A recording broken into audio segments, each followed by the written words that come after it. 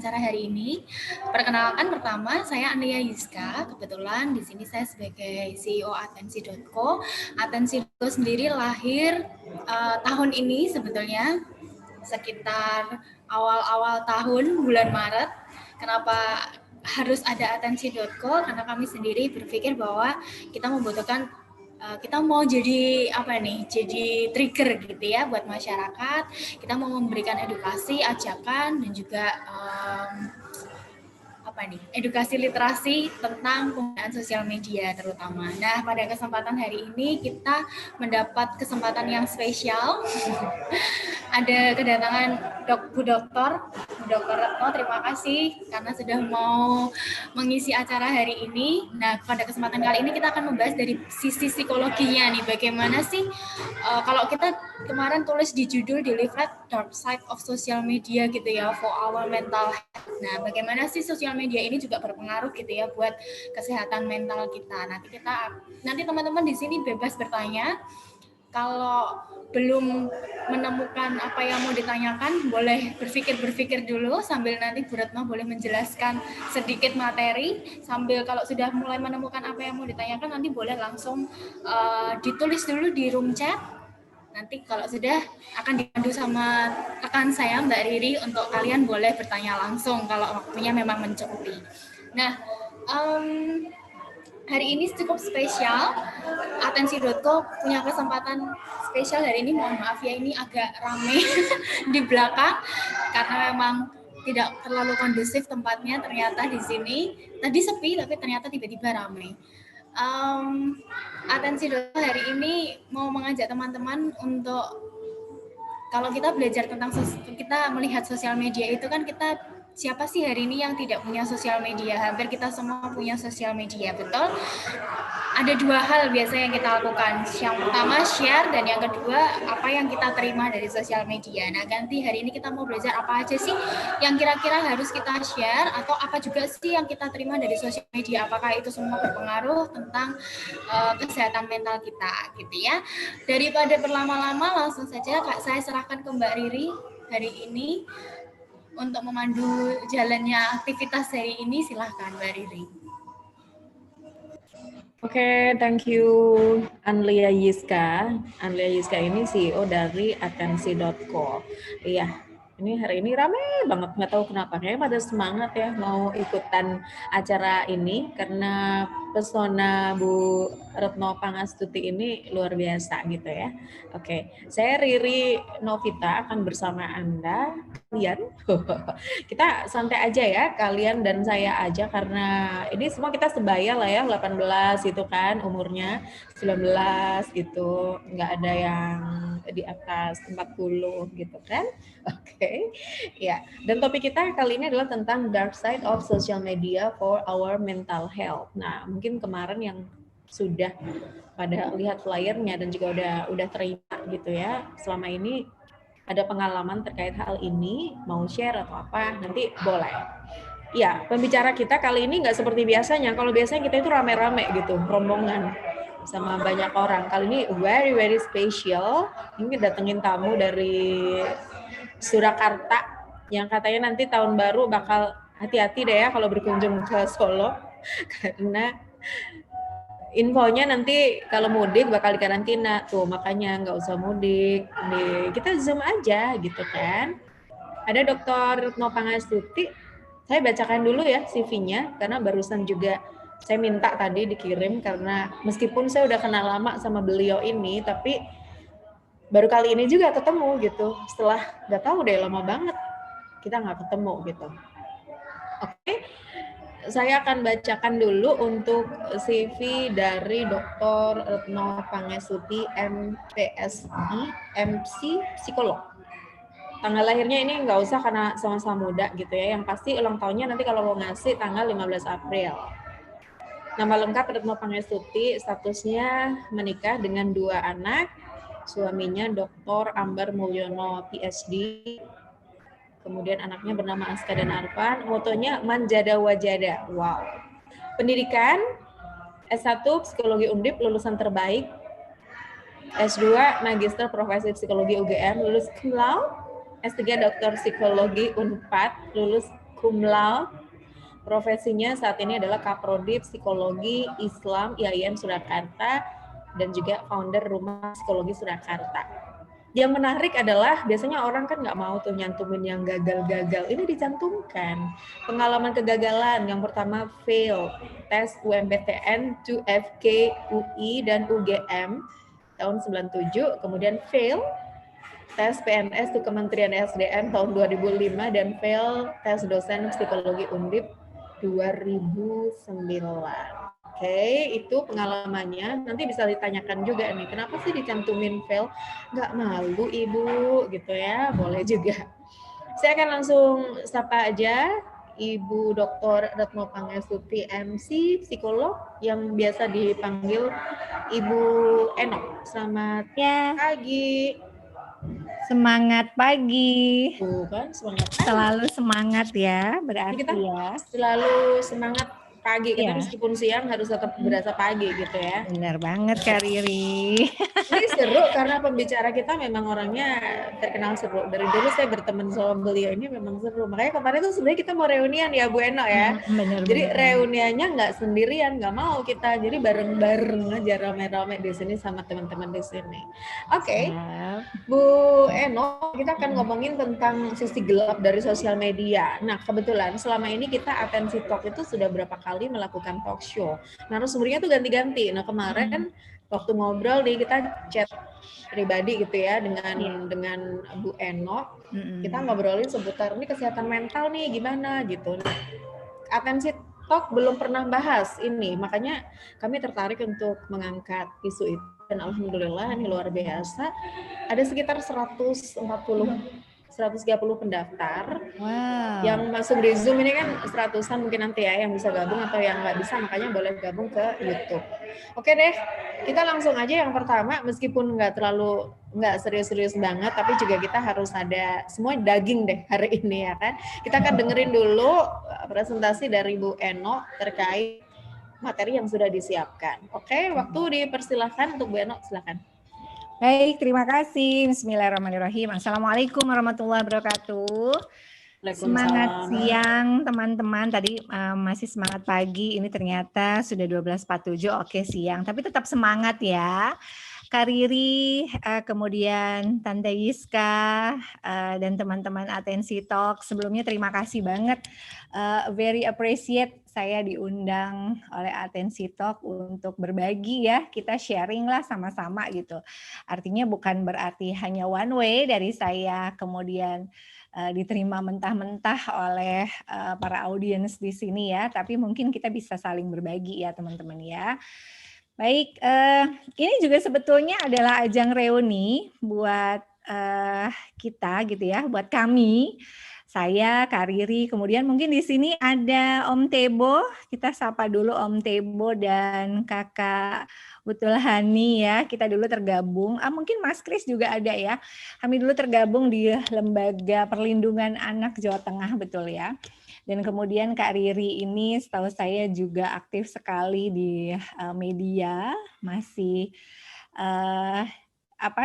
mungkin sekarang juga masih ini ya Kak Riri ya, masih penyiar kondangnya Semarang ya.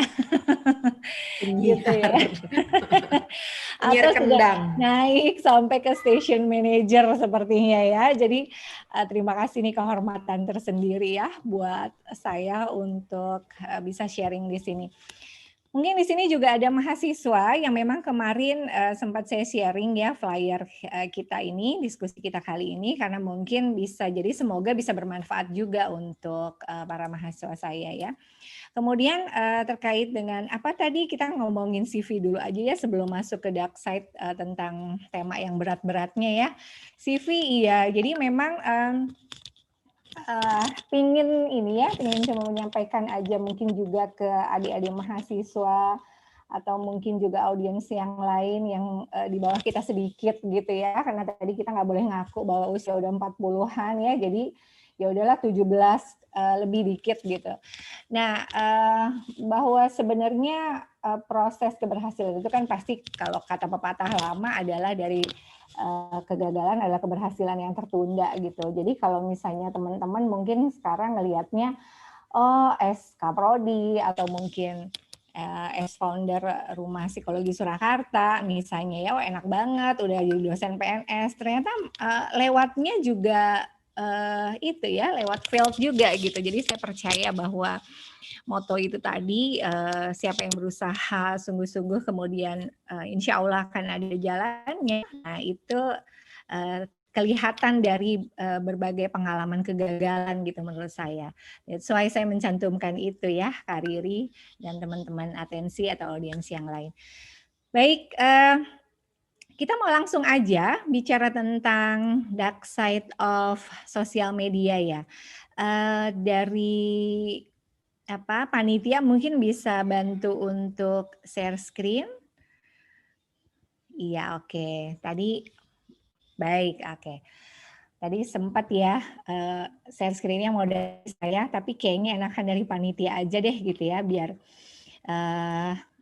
saya bisa sambil ngelihat wajah-wajah teman.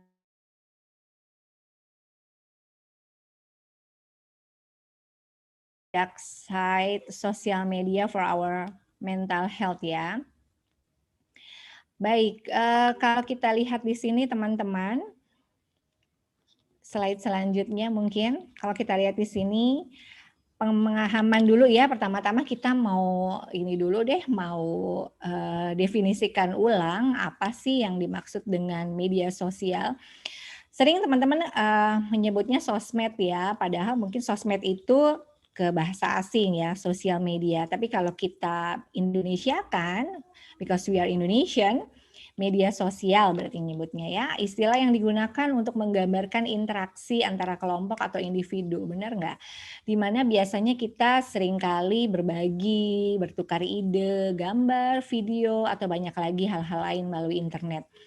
Juga dalam satu komunitas virtual. Nah kemudian ini karena saya kebiasaan gitu ya, saya juga minta ke mahasiswa saya untuk setiap kali kita mencoba untuk menyajikan satu definisi tertentu, maka kemudian disertakan ya sumbernya dari mana gitu ya. Akhirnya saya pakai ini ya, tahun 2017 diambilnya. Kemudian Mbah Wiki juga bilang bahwa medsos itu adalah media daring yang digunakan satu sama lain, di mana para penggunanya ini bisa dengan mudah berpartisipasi, berinteraksi, berbagi dan menciptakan isi baik itu jejaring sosial, baik itu dalam blog, jejaring sosial, forum dan dunia virtual. Nah ini mungkin yang perlu digarisbawahi teman-teman, tanpa dibatasi oleh ruang dan waktu. Jadi nggak kebayang ya buat kita sekarang, apalagi di masa pandemi seperti sekarang ini, sosmed ini atau media sosial gitu dalam bahasa Indonesianya itu kayaknya suatu keniscayaan ya gitu. Kemarin sebelum masa pandemi kita sudah banyak sekali menggunakan media sosial, tapi sekarang di masa pandemi itu lebih-lebih lagi. Jadi sampai tadi malam itu saya baca ada satu status teman saya tuh bilang gini, dulu kalau kita kerja nih, ini yang lagi kerja aja ya, atau belajar juga lah ya. Kalau kita pegang HP itu artinya kita nggak kerja atau kita nggak belajar ya. Tapi sekarang kalau kita nggak pegang HP itu berarti sama aja kita nggak kerja dan nggak belajar. Paham nggak? Jadi kalau zaman dulu kita lagi kerja atau kita lagi belajar kemudian kita pegang HP, kok nggak kerja sih gitu ya, kok mainan HP doang sih gitu. Tapi kalau sekarang nggak mainan HP, it means kita nggak kerja gitu. It means kita nggak belajar. Karena apa? Karena medianya adalah menggunakan ini tadi ya, menggunakan dunia virtual, online atau daring gitu. Oke, next mungkin Tante Yiska. Baik, survei penggunaan internet teman-teman, ini datanya emang udah 2016 yang lalu ya. Tadi sebetulnya saya sempat menambahkan ada di 2019-2020 kuartal kedua. Itu penggunanya sekarang sampai dengan 196 teman-teman. Tadi saya baru saja update ya. Mohon maaf ini memang datanya di 2016. Saya dapatkan juga dari slide-nya salah satu rekan dosen juga yang kebetulan kemarin sempat mengisi ya tentang Kesmen yang dihubungkan dengan, Kesmen itu kesehatan mental yang dihubungkan dengan sosial media juga, tapi kaitannya kemarin lebih ke beberapa konten sepertinya ya. Nah, kalau dari survei ini kita lihat teman-teman, dari 129,2 juta, ternyata 97,4% itu using media sosial ya. Ini bukan berarti kemudian yang menggunakan media sosial kemudian tidak menggunakan media lain yang kaitannya dengan hiburan, berita, pendidikan, komersil, dan lain-lain publik, enggak ya. Tetapi kalau kita bandingkan antara pengguna internet untuk hiburan, berita, dan pendidikan, itu ternyata media sosial ini menempati urutan pertama. Jadi bisa dibayangkan ya, ternyata bukan hanya kaum milenial aja yang menggunakan media sosial, tapi kaum-kaum yang dewasa madya gitu ya, kalau kita menyebut di perkembangan seperti saya, mungkin saya sudah bisa disebut dewasa madya ya gitu. Kaum dewasa ini juga masih menggunakan media sosial ya, tentu saja untuk itu tadi berbagi ide, pikiran gitu ya. Kemudian bisa juga media komunikasi kalau di masa pandemi seperti sekarang ini tentu saja. Oke, next. Slide berikutnya kita akan bicara tentang ini mungkin jenis-jenis media sosial yang ada di Indonesia yang udah pasti teman-teman udah familiar banget ya. Ternyata paling tinggi itu YouTube teman-teman, 132 juta ya. Yang pengguna YouTube juga menggunakan WhatsApp itu sebanyak 125 juta. Facebook juga iya, kemudian TikTok, iya, IG gitu ya. Nah ini urutan pertama ada mereka gitu, kemudian di bawahnya ada Line, Twitter, dan seterusnya. Baik, saya jadi tertarik. Mungkin begini teman-teman, sekedar sharing aja ya. Dulu ketika sempat stay di Jepang sama kurang lebih berapa ya, 2,5 tahun ya. Itu kita melihatnya jarang banget ya teman-teman di sana, terutama Japanese gitu ya, Nihongo kalau kita menyebutnya, itu menggunakan WhatsApp itu jarang. Tapi pakainya Line. Nah, sementara kita di Indonesia mungkin lebih banyak menggunakan WhatsApp ya. Kalau YouTube ya mereka juga pakai itu, akses juga, Facebook juga iya. TikTok nggak ada gitu. Oke, kemudian bukan nggak ada, maksudnya jarang banget ya yang pakai TikTok ya. IG pakai sepertinya, tapi WhatsApp dan TikTok ini kayaknya jarang banget ya. Oke, gitu ya. Kemudian selanjutnya bisa diganti. Baik. Kemudian yang menjadi big question-nya teman-teman adalah kenapa ya orang ini gemar bermedia sosial? Nah, mungkin kita bisa sambil ini ya tanya jawab ya Tante Yiska ya atau Kak Riri ya. Mungkin ada di antara audiens di sini yang mau menyampaikan apa sih alasannya bermedia sosial itu apa? Selain yang saya boleh yang sama juga boleh, beda juga boleh dengan yang saya sampaikan di sini. Ada mungkin yang mau menyampaikan ini alasannya, argumentasinya? Oke, silakan boleh. 1-2 orang ya. Sambil aku minum. Oh, maksudnya begitu. Itu trik salah satu pembicara begitu. Caranya Iya, kalau betul. mau minum begitu. Silakan teman-teman ada yang mau ini nggak? Mau nanya nggak? Atau biasanya pada malu-malu dulu nih pertama Menyampaikan mesti pendapat dipancing. mungkin ya. Karena ini giliran saya nih yang tanya Kak Riri ya. Oh ya. Kenapa sih kalian itu bermedsos gitu? Pengen tahu aja. Kalau nggak ada yang jawab nanti aku nih yang jawab nih. Oh ini ada nih mungkin yang chatting Anissa Ramadanti katanya menjalin pertemanan. Gitu. Oke, baik. Berarti nyari teman ya Nisa ya. Noted. Oke, ada lagi yang lain kali? Ini belum. Ada Sania. Sania Oktaviana bilang kalau aku salah satunya untuk cari donasi buku karena mau buka taman baca. I see. Baik. Keren juga ya, benar ya. Berarti karena ada ide ya untuk membuka taman baca, berarti cari donasinya emang harus medsos ya. Kalau cuma sekitaran rumahnya mungkin belum tentu ada ya. Terus ada lagi, banyak juga. Afida Putri bilang untuk mengetahui kabar atau berita terutama dari Twitter. Terus ada Twitter. Oke. Hairani Salsabila. Saya update tentang idola dan refreshing. Nah, oke. Itu Ya deh. sih. Berarti mungkin kita juga salah satunya pernah diupdate kali ya. Insya Allah gitu ya. Ini ada lagi ya, Aisyah ya. Apa info Cari ilmu. tambahan ya? Cari ilmu tambahan dan Instagram maupun YouTube. Ini kebanyakan ini jujur apa enggak ya? Kok nggak ada yang bilang pengen pamer gitu. Terus cari pacar. Oh, Biar kalau mahasiswa aku jangan-jangan nggak berani ya? nggak berani karena ada dosennya di sini. Gitu. Oke, iya. Jadi mungkin salah satu alasan atau argumentasi teman-teman itu sudah ada disampaikan di sini ya. Jadi ada yang pingin lihat postingan orang lain, misalnya ya. Kalau membagi foto, selfie, postingan kita diri sendiri itu berarti kita, atau mungkin juga bisa postingan orang lain ya. Status misalnya, pengen tahu ya ada apa sih gitu ya. Oh, ini ada juga nih. Erna Winda buat stalking Bu gitu. Oh, stalking ya, benar. Jangan-jangan Erna suka stalking saya lagi.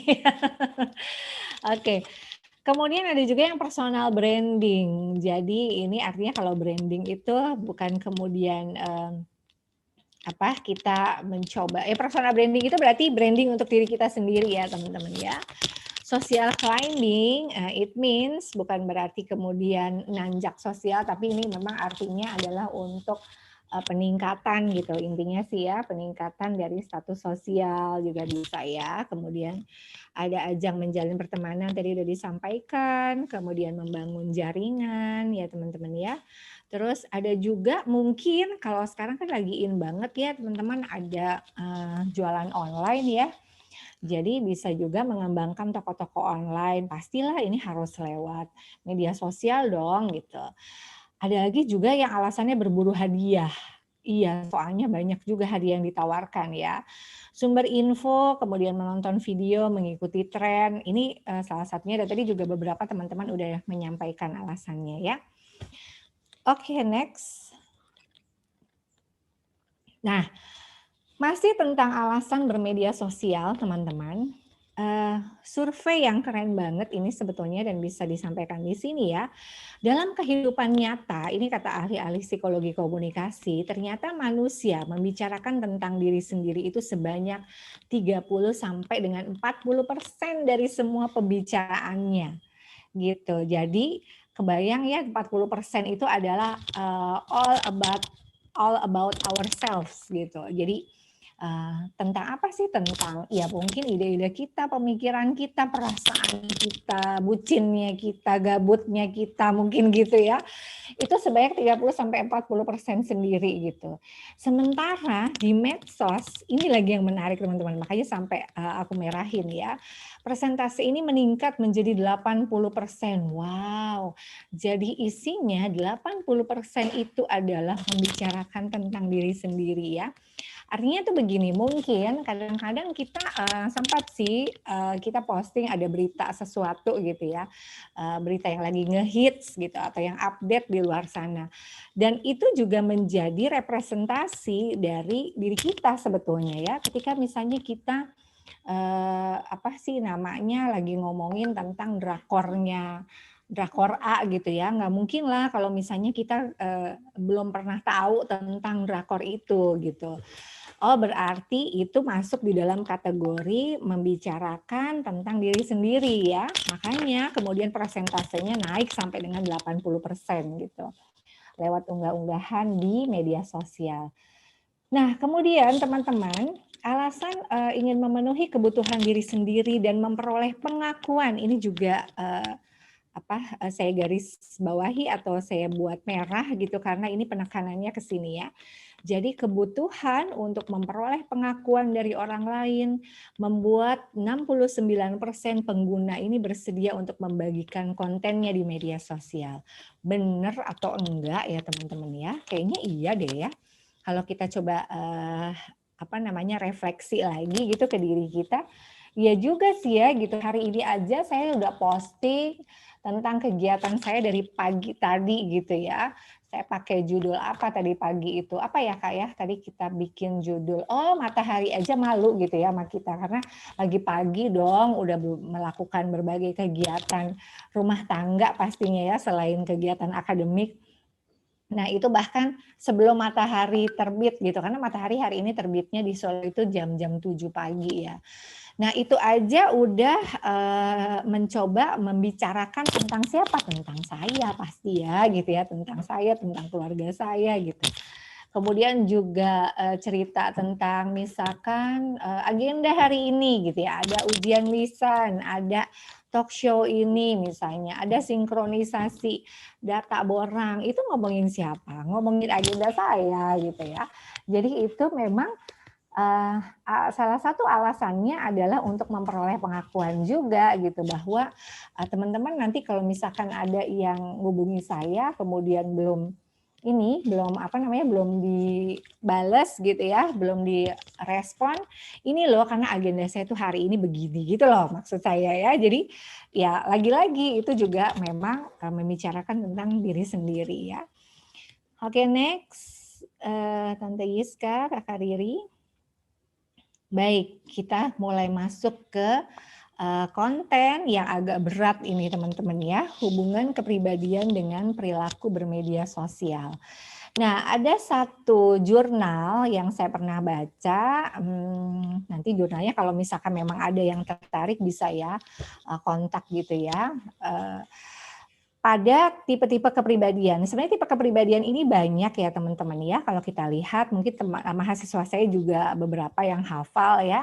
Ada Big Five Personality misalnya. Kemudian juga ada ini ya dari Carl Gustav Jung gitu ya. Nama tokohnya bicara tentang tipe kepribadian ekstrovert dan introvert. Nah, pada kepribadian yang ekstrovert itu ternyata cenderung bermedia sosial itu adalah untuk memenuhi kebutuhannya terhadap perhatian orang lain. Aduh ini tuh butuh banget ya gitu ya kayaknya perhatian orang lain ya untuk menunjukkan eksistensi dirinya juga. Kemudian bisa ditandai dengan orang-orang yang sering posting tentang dirinya. Aduh ini harus refleksi juga. Berarti saya termasuk orang yang ekstrovert ya. Dan juga pencapaiannya misalnya ya. Nah kemudian pada kepribadian yang introvert ini cenderung bermedia sosial dengan menyembunyikan identitasnya. Nah loh, ada nggak teman-teman yang sering kayak gitu ya? Nama aslinya sih Retno misalnya, nama aslinya Riri misalkan gitu ya. Tapi kemudian diganti menjadi apa ya? Gadis manis dan solihah misalnya. Gitu ya. Jadi memang cenderung kemudian menyembunyikan identitasnya, tapi sebetulnya kebutuhannya adalah sama ya, kebutuhan untuk bersosialisasi. Kita nggak bisa pungkiri ya teman-teman ya, we are social human gitu. Kita adalah makhluk sosial, benar nggak? Kita memang diciptakan sebagai makhluk individual juga sekaligus makhluk sosial. Nah, kebutuhan untuk bersosialisasi inilah sebagai salah satu kebutuhan utama, kebutuhan dasar gitu ya dalam psikologis, dalam aspek psikologis yang kemudian membuat individu ini cenderung untuk bermedia sosial begitu. Nah, ternyata yaitu ya ada dua kecenderungan yang berbeda tentu saja. Jadi pada tipe-tipe ekstrovert dan introvert ini, tapi sama sebetulnya kebutuhannya adalah kebutuhan untuk bersosialisasi. Oke, next. Baik, kemudian kita lihat yuk bagaimana sih gangguan perilaku yang muncul dari media sosial addicted. Nah, yang perlu digarisbawahi di dalam slide ini adalah ada kata-kata addicted-nya ya. Adiksi begitu ya. Jadi yang udah lebay, yang udah berlebihan. Adiksi itu kan sebenarnya bahasa-bahasa klinis ya, teman-teman psikologi mesti pada tahu ya. Jadi yang kecenderungan udah keterlaluan gitu ya. Yang misalnya saya pernah baca dalam satu hari itu sebetulnya yang sehatnya adalah maksimal 2 jam katanya. 2 jam bermedia sosial gitu, entah itu melakukan komunikasi, nonton video lewat YouTube dan seterusnya. Nah, tapi ternyata di masa pandemi ini pasti menuntut lebih dari itu, benar nggak? Kuliah aja tuh sehari bisa berapa jam teman-teman ya? Bisa 6 sampai dengan 4 sampai dengan 6 jam mungkin atau lebih dari itu ya. Nah, tapi di sini ini konteks situasi normal juga. Jadi pada medsos adiktif itu bisa muncul yang pertama adalah depresi dan kecemasan. Aduh, kok bisa muncul begitu ya depresi dan kecemasan? Oh ini karena nanti kita lihat ya bagaimana lingkarannya ya teman-teman ya. Ini karena pastinya membaca berita-berita yang mungkin membuat dia muncul lagi permasalahan baru gitu ya, atau permasalahan lama yang sempat direpress gitu. Jadi konon depresinya karena itu, bukan kemudian karena kita baca sesuatu yang menyenangkan, sesuatu yang memotivasi dan positif lalu depresi ya. Ini nggak nyambung sama sekali pastinya. Kemudian ada penurunan harga diri, ada juga reduce social involvement. Kita ke penurunan harga diri dulu ya. Walaupun tampaknya di slide selanjutnya juga ada sih lingkarannya, tapi sedikit kita bahas di sini ya teman-teman ya. Nah penurunan harga diri ini itu tadi, jadi pada beberapa pengguna media sosial itu kecenderungannya adalah pasti, tadi ada alasan ya, salah satunya adalah stalking ya. Gitu, as a stalker gitu. Jadi mereka melihat gimana sih ya kehidupan orang lain gitu. Kemudian membandingkan dengan dirinya sendiri. Jadi kecenderungan untuk membandingkan orang lain dengan dirinya sendiri inilah yang kemudian memunculkan self esteem yang rendah, teman-teman. Gitu. Makanya pada beberapa beberapa saran gitu ya dari psikolog itu, yuk kalau kita membandingkan bahwa diri kita sendiri dulu aja, kenapa nggak dari hari ke hari lebih baik lagi gitu kan, ada hadisnya juga ya, hari ini harus lebih baik gitu dari hari ke hari kemarin. Nah kalau kita cenderung untuk itu terus, jadi membandingkan, ini kan teman aku yang dulu ya, dia tuh dulu tuh sering banget nyontek loh gitu, udah gitu dia kayaknya dulu tuh on gitu deh ya, kok sekarang dia lebih berhasil dari aku ya, kayak gitu ya. Jadi seringkali itulah yang kemudian membuat munculnya self esteem rendah. Reduce social involvement itu artinya karena kita asik banget gitu ya di media sosial, merasa bahwa ya ampun follower aku itu jutaan Bo gitu. Jadi kayaknya nggak perlu deh ya kenal tetangga sebelah kanan kiri, nggak apa-apa. Yang penting aku tuh kan udah terkenal, nah gitu. Itu pemahaman tentang social involvement yang menjadi berkurang atau menurun ya gara-gara asik banget bermedsos, merasa bahwa temannya itu udah banyak gitu loh. Sementara di dunia nyata justru sebaliknya.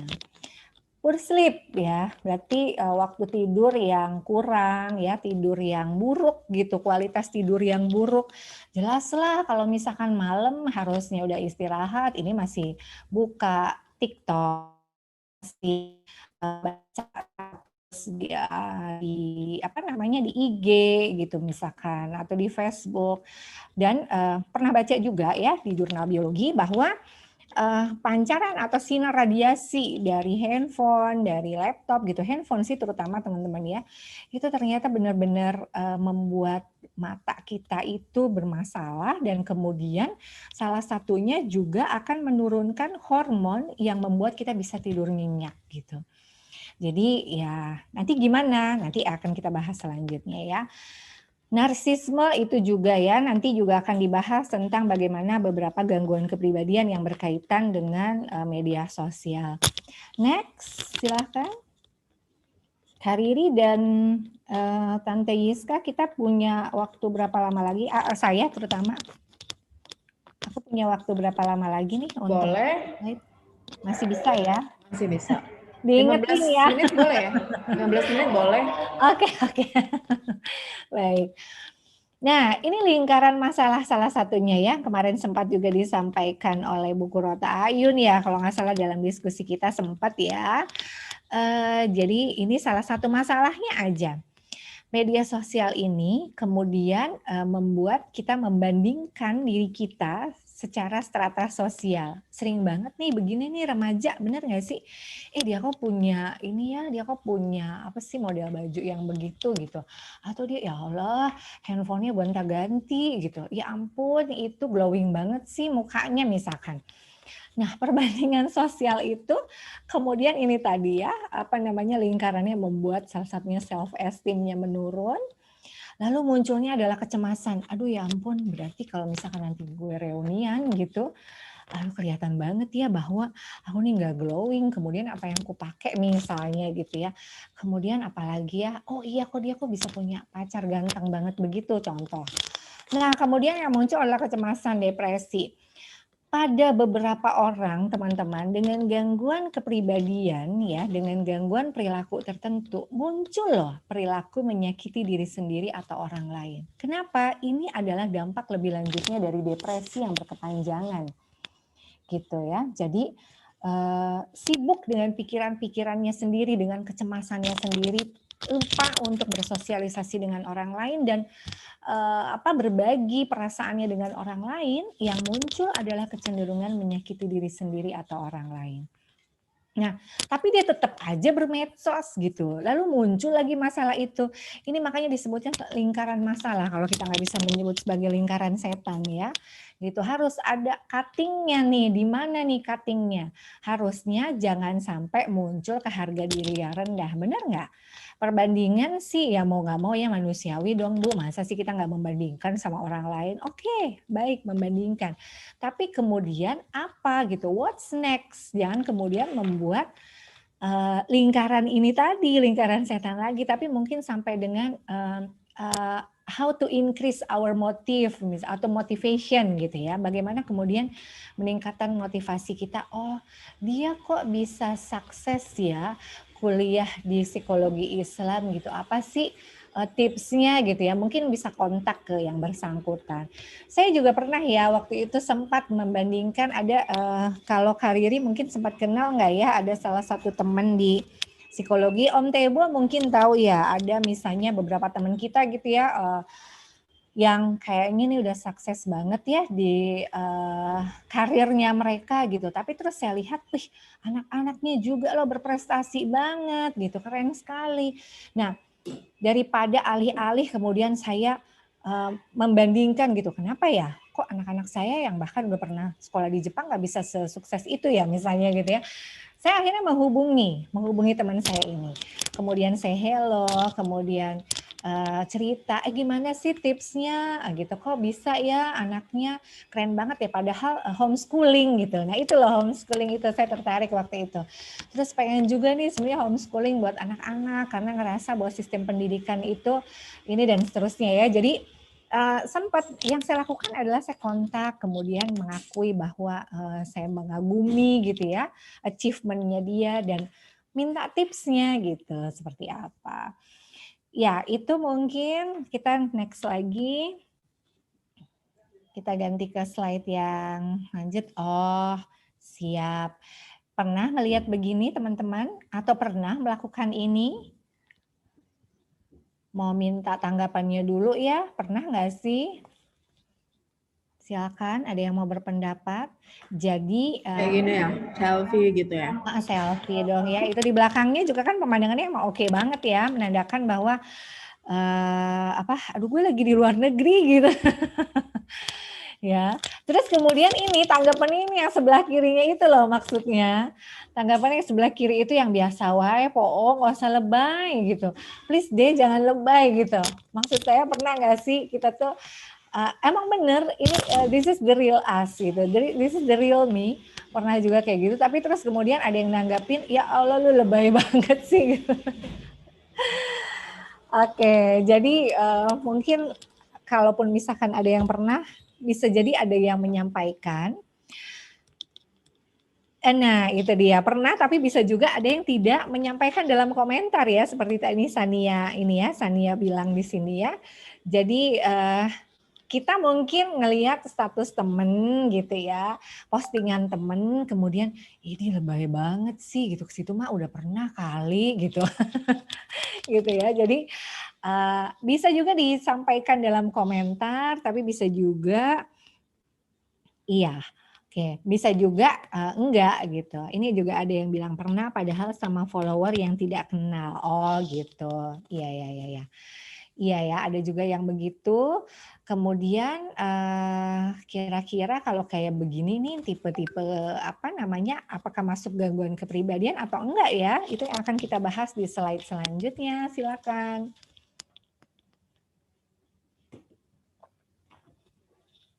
Baik. Ya, ini teman-teman.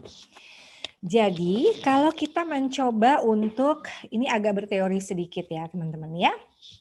Yang mahasiswa saya mungkin pernah kali dapat ini juga dari materi dosen lain tentu saja. Jadi ini buka-bukaan Kariri dan Tante Iska, saya tuh sebenarnya bukan ngajar ke psikologi klinis, juga bukan ke psikologi kepribadian gitu ya. Maka tadinya sempat ngerasa aduh kayaknya bukan kepakarannya deh gitu. Jadi ini sedikit aja ya yang saya pahami tentang deteksi untuk beberapa gangguan kepribadian gitu, kategori-kategori gangguan kepribadian. Nah, pada kita punya namanya buku saku gitu ya, PPDGJ ya, pedoman diagnosis gangguan kejiwaan gitu deh. Tapi saya nggak akan bicara terlalu detail dan juga nggak akan bicara teori banget ya. Itu ada beberapa kategori yang mungkin bisa dilihat dari ciri-cirinya ya. Dan beberapa saya lihat sih kalau pada mereka yang addicted banget dan kemudian seringkali kita bisa melihat dan mendeteksi dari pengguna medsos gitu. Contoh misalnya adalah gangguan kepribadian skizoid dan paranoid. Parno mungkin tahu ya teman-teman ya, takut banget gitu ya, ketakutan yang berlebihan, kemudian dia merasa bahwa aduh ini jangan-jangan kalau aku pakai baju kayak gini nanti nilainya gimana ya gitu ya sama teman-teman aku yang dulu gitu. Nah, kemudian ini kategorinya sama, jadi bisa kita lihatnya dari beberapa perilaku ya. Kategorinya itu adalah dari perilaku, dari pikiran dulu, dari pikiran dan perilaku yang kemudian mengikuti pikiran yang salah. Pikiran yang salah, kita menyebutnya pikiran yang salah gitu. Jadi cenderung ketakutan, kemudian yang skizoid ini juga cenderung merasa bahwa ada orang-orang lain yang itu tadi ya kayaknya stalker banget gitu ya. Kemudian pengen tahu banget dan kemudian juga ngerasa bahwa kalau ada orang lain berkomentar, berpendapat, ih kayaknya itu buat saya deh gitu ya. Kenapa sih kok dia nyinggung banget sih perasaanku gitu. Padahal sebenarnya mungkin enggak ya, bisa jadi buat orang lain gitu. Ini tipe-tipe yang seperti itu. Kemudian yang B ini antisosial itu biasanya mereka yang cenderung menghindari ya situasi sosial. Dan kalau kita lihat pada beberapa pengguna pengguna media sosial itu biasanya mereka menggunakan identitas yang berbeda tentu saja karena sebenarnya sih masih pingin ada kebutuhan untuk berteman tapi saking tidak pedenya dia, malunya dia gitu ya, ketakutannya dia terhadap penilaian sosial. Jadi akhirnya dia pakai aja identitas yang berbeda gitu. Nah, kemudian si narsistik. Ini pasti udah pada tahu ya, narsis banget sih gitu sering ya. Ya ampun, lebay banget sih apa-apa kemudian dilihat dari kebutuhannya dia untuk dipuji gitu, untuk menunjukkan dirinya sendiri misalnya ya. Oke, kemudian ada si histrionik ya. Histrionik ini, saya dikoreksi ya kalau salah ya teman-teman ya. Tapi ini lebih kepada begini. Sempat ya tadi malam kita ngobrol ya Kak Riri dan Kak Yiska ya. Jadi si tipe histrionik ini adalah mereka yang sebetulnya butuh banget perhatian orang lain ya. Kemudian jadi ngerasa seringkali sesuatu yang sebenarnya simpel, sederhana, tapi dilebih-lebihkan. Itu tadi mungkin ya lebay itu tadi. Tapi kalau tadi juga 11-12 dengan narsistik ya. Tapi si histrionik ini karena butuh sekali perhatian sehingga kadang-kadang munculnya adalah dalam kasus-kasus yang sebenarnya masalahnya itu sederhana, simpel, anak kecil aja bisa gitu ya ngatasin. Tapi aduh kayaknya ini sesuatu yang perlu dibahas banget, penting banget gitu ya buat dia dan kayaknya efeknya itu luar biasa gitu. Nah seringkali juga pada tipe-tipe yang gangguan kepribadian histrionik ini, dia ngerasa bahwa pertemanan yang sebenarnya baru kenal gitu ya, misalnya kayak aku contohin tadi malam ya Tante Hiska ya, kita baru kenal, tapi bisa jadi mungkin saya ngerasa bahwa, atau saya ngaku-ngaku bahwa, ih saya tuh sama Tante Hiska itu ya udah kenal lama banget loh gitu. Jadi nanti kalau something happen with me, silakan ya hubungi Tante Hiska ya, dia bisa bertanggung jawab atas diri saya misalnya. Ntar kan pasti Tante Hiska akan bilang, siapa lu gitu ya. Nah ini pada salah satunya adalah pada tipe-tipe gangguan kepribadian histrionik. Oke, dependent. Lalu tergantung ya sama orang lain gitu ya, dikit-dikit, aduh apa ya, tunggu ya nanti kalau nggak masukan dari dia, aku nggak bisa nih kayak gini, aku nggak bisa ngelangkah nih gitu. Lalu menghindar ini juga 11-12 dengan si antisosial ya, tapi kecenderungannya adalah menghindari dari masalah pasti ya, lari gitu dari masalah. Nah, kebalikannya adalah sang perfeksionis. Si perfeksionis ini justru pingin banget semuanya sempurna. Jadi kalau ada yang nggak sesuai dengan kacamatanya dia gitu, dia nggak mau dia ganti kacamata, orang lain yang harus ngikutin gitu. Nah ini termasuk juga gangguan kepribadian. Kalau kalau nemen banget gitu kalau bahasa Jawanya ya. Tapi perfeksionis kan butuh juga Bu di dunia kerja, iya betul. Di akademik juga kita butuh sih sang perfeksionis. Tapi yang jangan nemen-nemen banget sehingga kemudian bermasalah dengan situasi sosialnya gitu.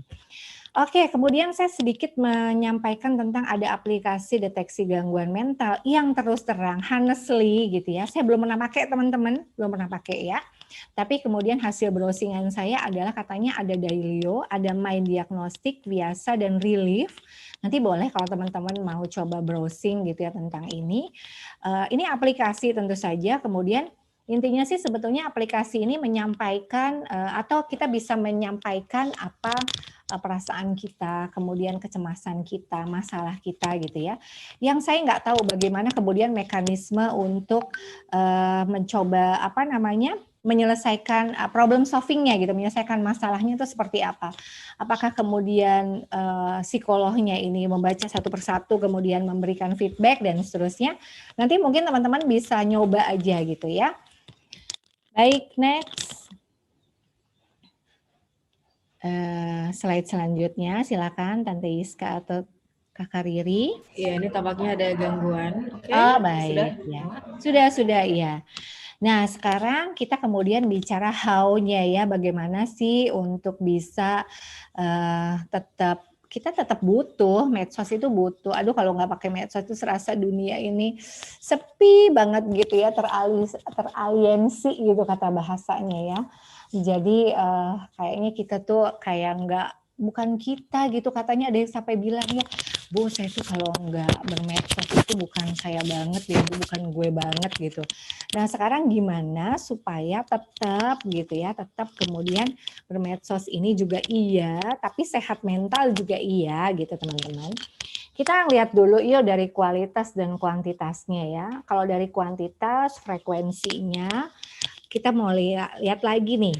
Jadi coba deh dicek lagi udah berapa lama sih dalam satu hari, 1 kali 24 jam sehari semalam berarti ya kita bermedsos versus di kehidupan nyata. Jadi kalau saya sarankan teman-teman, yuk kita seimbangkan ya antara bermedsos juga dengan berkehidupan nyata. Tapi kan sekarang pandemi Bu, gimana dong gitu.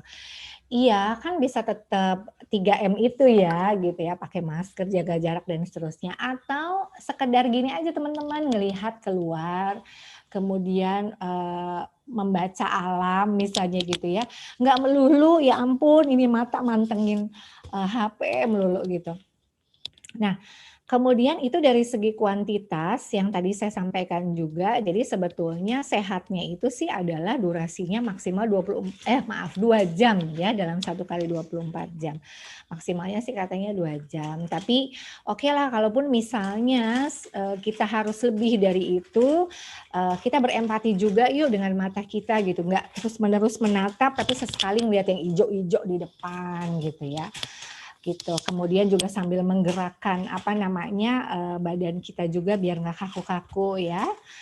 Nah, kemudian dari segi kualitasnya teman-teman, balik lagi ke inamal a'malu biniat katanya, kalau kata mahasiswa saya gitu ya. Jadi niatnya itu apa sih kita bermedsos? Kalau tadi pingin apa? Pingin nambah pertemanan, kemudian juga ada yang pengen emang harus jualan online Bu gitu. Oke itu niatnya bagus sebenarnya. Tapi untuk niat-niat yang kemudian pengen stalking banget deh gitu ya, kayak apa sih dia sekarang gitu. Kemudian nanti ngebandingin diri kita sendiri, jatuhnya adalah cemas dan depresi. Nah itu udah motivasi yang salah pastinya ya. Kemudian juga itu tadi tergantung dari kepribadian kita teman-teman. Jadi mari kita juga sama-sama refleksi. Kita tuh sebenarnya tipe kepribadian yang mana sih? Ada nggak sih gangguan kepribadian yang kemudian cenderung ditunjukkan lewat media sosial gitu ya? Nah, selanjutnya adalah siapa-siapa aja nih who-nya ya teman-teman. Siapa aja teman-teman kita atau komunitas kita di media sosial. Ini yang juga penting ya. Dan hati-hati teman-teman kalau ketika misalnya kemudian kita mengizinkan itu kan ada yang invite kemudian kita allow gitu ya mengizinkan ya atau mungkin kita follow seseorang misalnya atau kita mengizinkan orang lain menjadi follower kita misalkan. Kalau saya pribadi ya saya akan lihat-lihat dulu di Facebook aja. Saya terus terang nggak aktif di IG ya, mungkin mahasiswa saya juga tahu ya. Tapi di FB oke lah karena emang ini udah dari zaman dulu ya, jadi memang masih diterusin gitu sampai sekarang. Kariri juga mungkin iya ya. Nah, sekarang itu kalau misalkan ada permintaan pertemanan, kita bisa ngelihat ya dari record teman-temannya dia gitu. Komunitasnya itu dia siapa aja sih gitu. Kemudian kalau misalnya nggak ada mutual friends-nya yang yang banyak gitu. Kalau mutual friends kan berarti udah kenal ya dengan teman-teman kita sendiri. Saya masih agak rethinking teman-teman. Di approve nggak ya? Nggak usah lah gitu.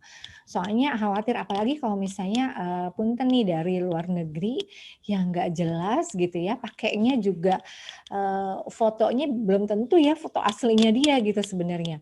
Ini mau ngapain nih? Jangan-jangan munculnya email-email yang katanya ngaku-ngaku mau mentransfer uang lagi gitu. Teman-teman mungkin ada yang belum pernah ya ngalamin kayak gitu, tapi saya tuh udah berapa kali gitu. Ngaku-ngaku bahwa dia punya uang sekian triliun dolar gitu ya, kemudian mau mencoba mentransfer ke rekening saya. Emang siapa elu gitu ya, saya pikirnya ya, kok berani-beraninya gitu ya, mau mentransfer uang misalnya. Udah kayak gini-gini tuh nggak usah aja deh gitu. Nah, jadi dengan begitu kita bisa melihat ya manfaatnya atau mudaratnya gitu. Ini manfaat atau merugikan sih. Kalau merugikan mendingan nggak usah aja. Itu mungkin salah satu tips bagaimana menjaga kesehatan mental kita dalam bermedia sosial, teman-teman. Selanjutnya, Tante Yiska atau Kak Riri, ya ini tadi ya meluruskan niat atau motivasi kita, membersihkan niat, kemudian introspeksi diri dong pastinya teman-teman ya. Selama ini kita udah menggunakan medsos itu lebih banyak manfaat atau ruginya gitu. Kalau ruginya, yuk coba deh kita alihkan ke kegiatan lain. Gitu, lanjut.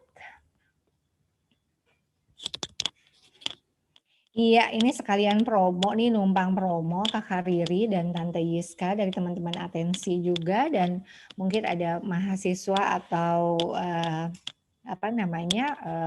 audiens umum gitu ya. Kalau memang teman-teman ini butuh bantuan layanan psikologi, kebetulan ini karena kita konteksnya kerjasama ya hari ini Kak Riri ya. Jadi kita juga ada layanan konsultasi psikologi teman-teman di Rumah Psikologi Surakarta. Ya di Surakarta, aku kan stay-nya di Semarang Bu gitu. Nggak masalah sebenarnya karena musim pandemi gini memang kita banyak sekali menggunakan layanan online ya.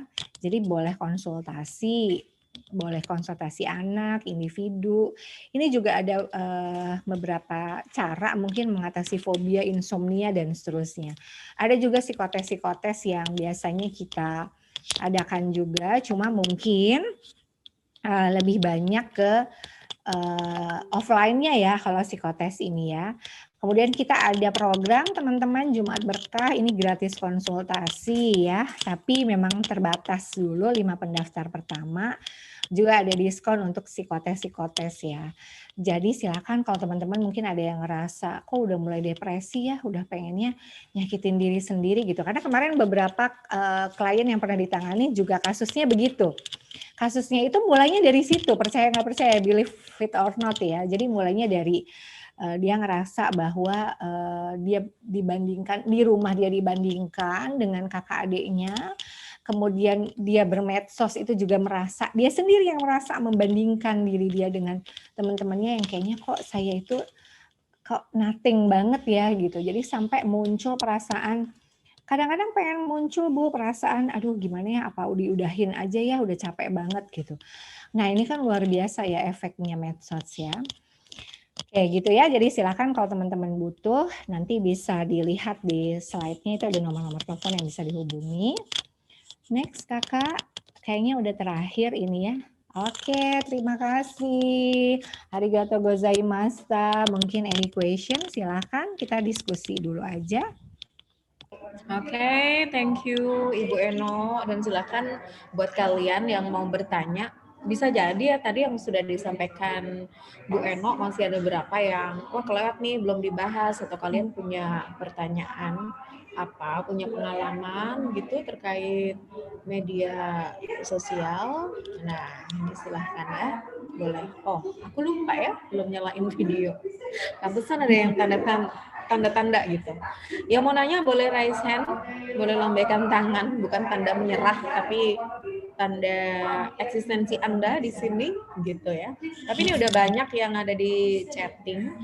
Wah, ada Kak Bowie Handoyo, ini pemuda harapan bangsa. Kak Bowie muncul dong, on cam dong Kak Bowie.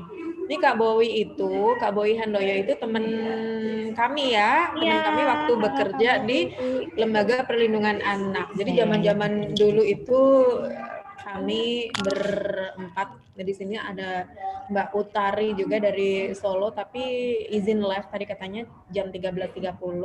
Kita tuh ngurusin ya Bu Eno ya, dari anak-anak kita ngelayanin konseling juga, termasuk orang tua yang punya masalah terkait perlindungan anak dan lain-lain. Dan waktu itu masalahnya luar biasa ya. Wow, kita masih muda banget.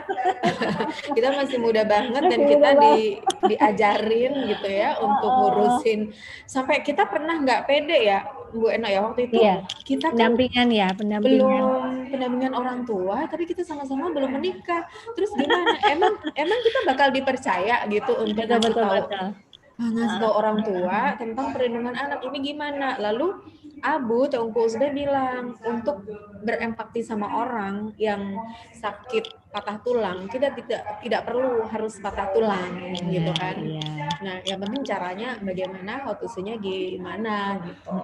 Oke, ini Mas Bowie nggak mau talk aja, atau lagi sibuk katanya apakah media sosial bisa jadi personal branding kita juga. Tadi udah disinggung, tapi Kak Tebo ini telat ya tadi masuknya karena busy person. Tapi kayaknya kalau dia menanyanya gitu, itu kayaknya udah terjawab sendiri deh ya Kak Tebo. Iya, atau Kak Tebo mau jawab sendiri juga boleh Kak Tebo.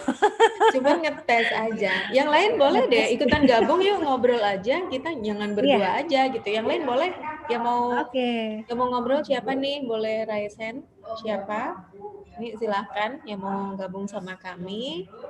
Nah, terus ada Rahel ini nanya, gimana ya caranya untuk mengingatkan, menegur teman yang sudah addicted dengan medsos, hampir nggak bisa lepas dari handphone 24 jam. Ini kalau negur nih gimana? Ini Bu Eno ya yang bisa ngasih solusi. Oke deh, boleh itu dijawab dulu.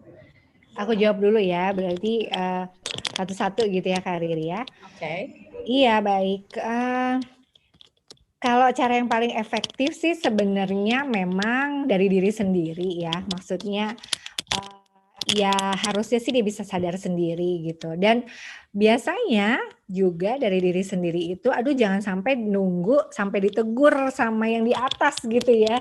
Jadi misalnya kayak gini aja deh, di musim pandemi ini juga ya, kalau misalkan kita itu nggak patuh protokol kesehatan, kemudian munculnya itu harus sampai sakit dulu, aduh serem banget ya kalau kayak gitu sebenarnya. Nah termasuk juga addicted di apa namanya medsos ini, jangan sampai kemudian udah sampai muncul-muncul perilaku-perilaku tadi, gangguan-gangguan perilaku atau gangguan kepribadian, baru nyadar, ya Allah ternyata selama ini addicted banget ya gitu. Nah jadi orang-orang lingkungan sekitarnya ini kan berarti temannya ya, mengingatkan, menegur teman kita. Oke, jadi mungkin untuk ini juga, untuk sharing aja mungkin yang kita diskusikan siang hari ini misalnya ya, ternyata ya efeknya medsos itu luar biasa loh gitu.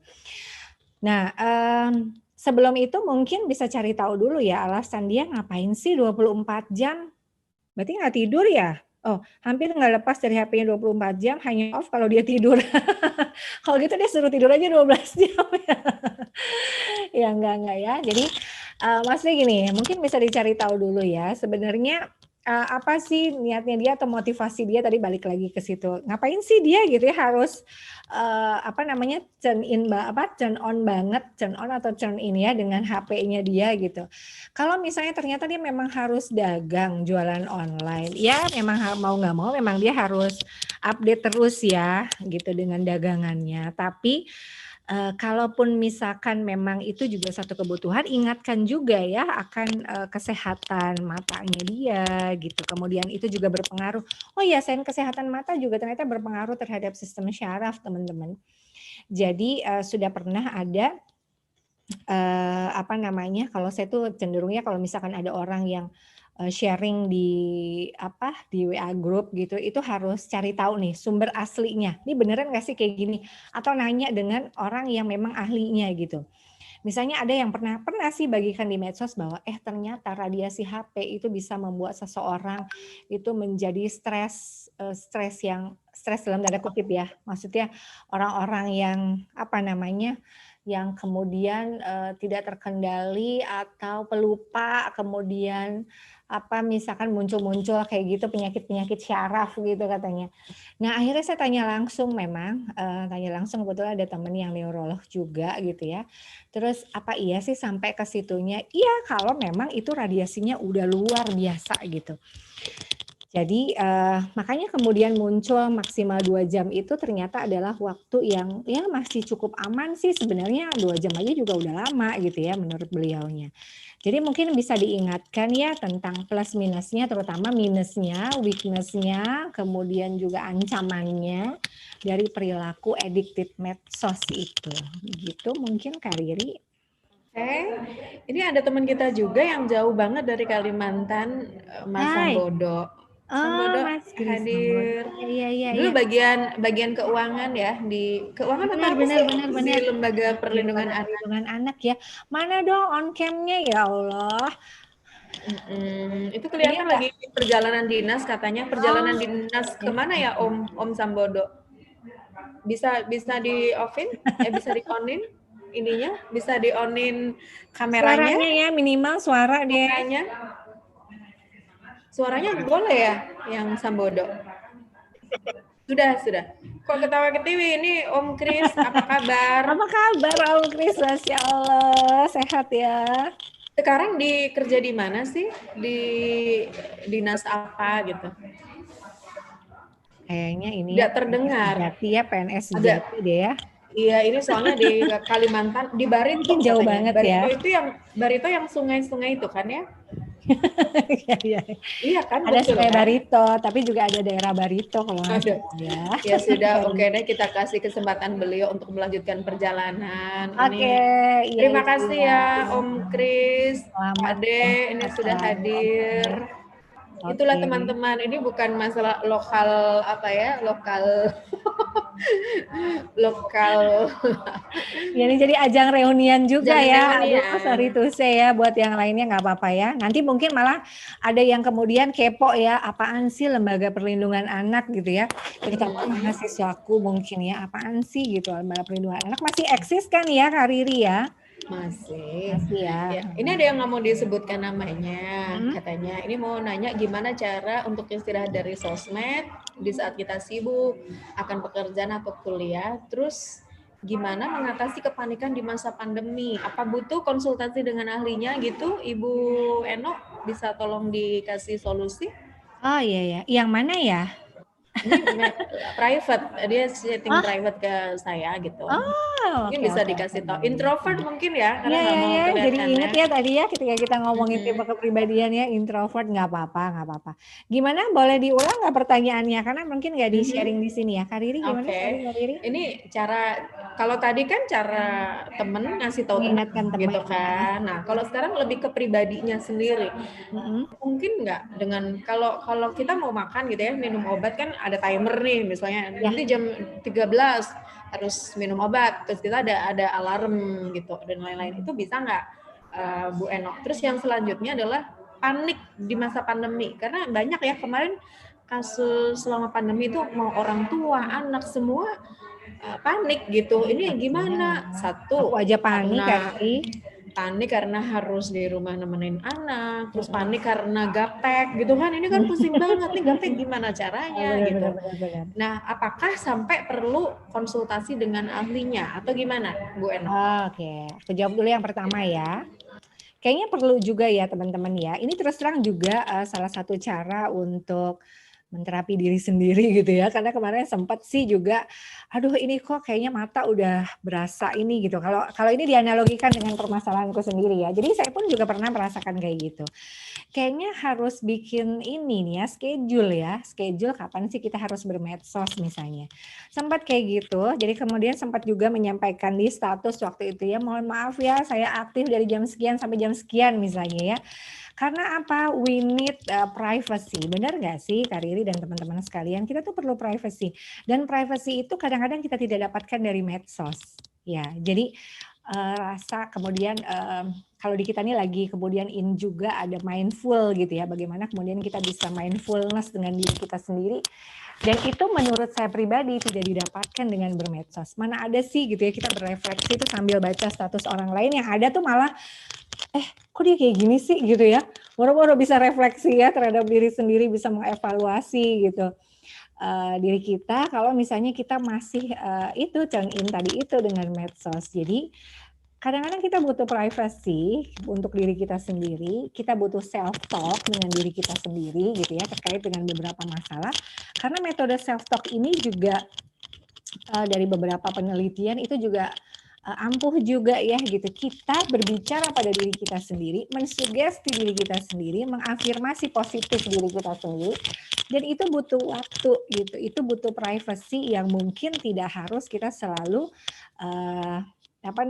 keep on dengan media sosial. Jadi kalau saya boleh menyarankan, silakan kalau bisa dibuat jadwal, misalnya sehari itu kalau kita mau maksimalkan 6 jam deh ya misalnya gitu ya, 6 jam aja nih udah 3 kali lipatnya dari waktu yang disarankan ya oleh neurolog tadi ya gitu. Ini misalnya mau 6 jam, 2 jam di pagi, 2 jam di sore, 2 jam di malam misalnya.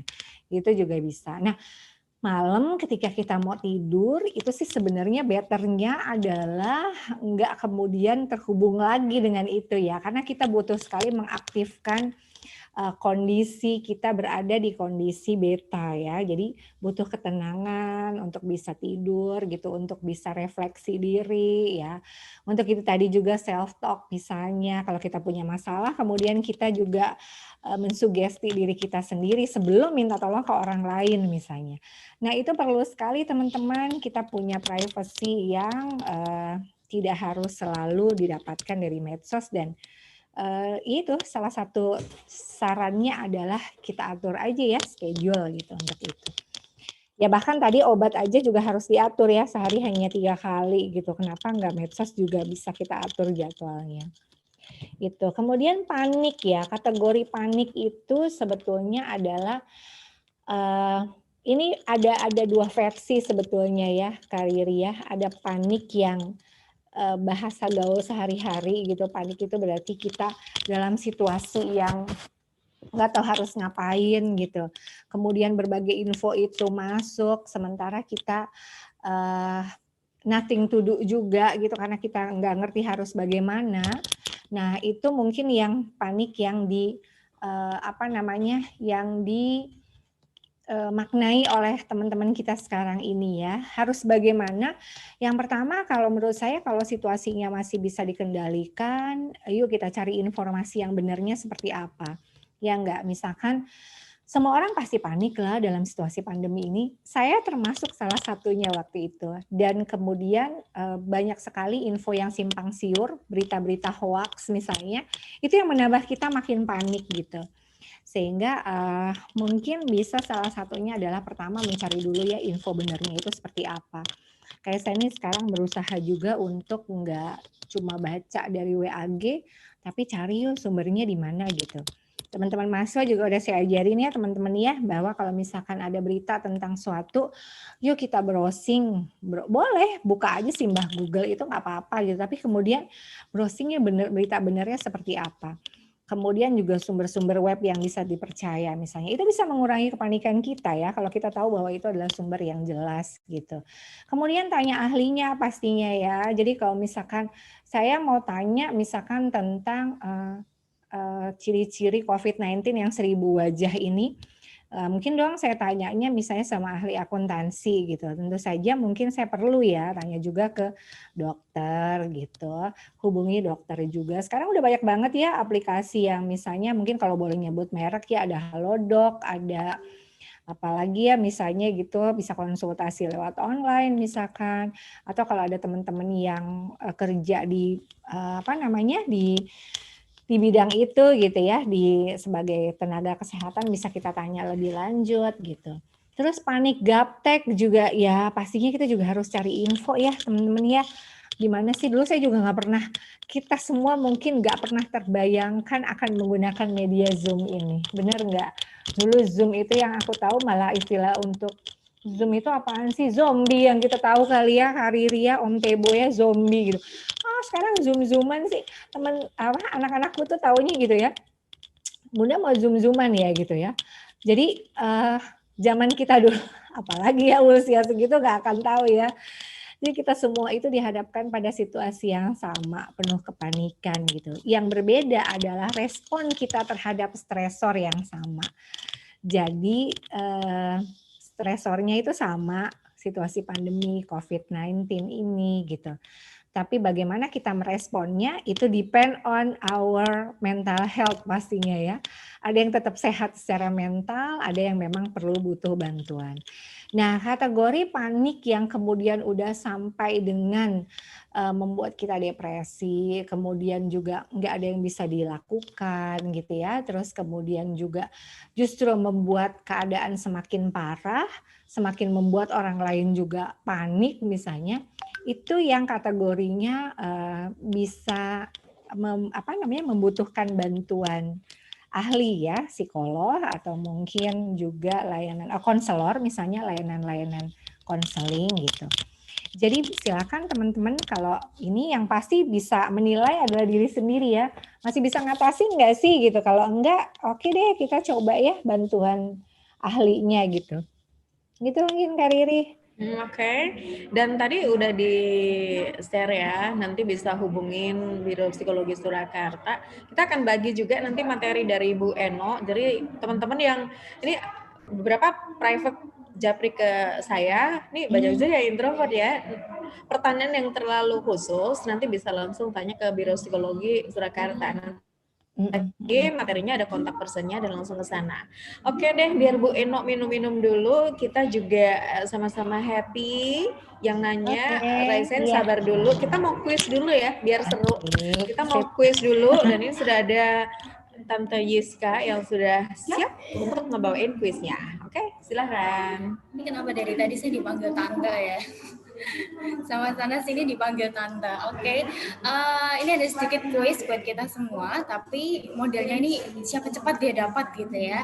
Kalau kita di Leaflet udah ada tulisan kita akan bagi giveaway, kita akan bagikan pemenang quiz ini 1 giveaway. Nanti sisanya akan kita bagikan di akhir acara.